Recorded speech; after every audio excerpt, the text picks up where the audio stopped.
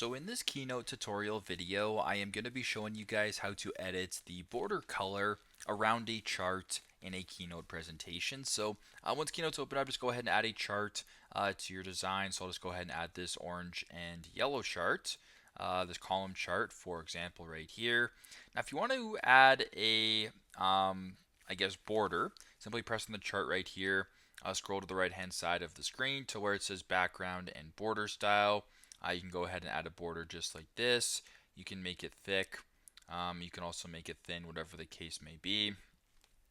Just like that. So there's a border right here. Now, if you want to change the border color to a different color, or whatever the case may be here, go to chart. Simply just go down to this color option right here. So by default, it actually is defaulted to black. If I were to go ahead and change this, I can go ahead here and change it to green. I can change it to cyan, brown, purple. I can use the color wheel, whatever the case may be.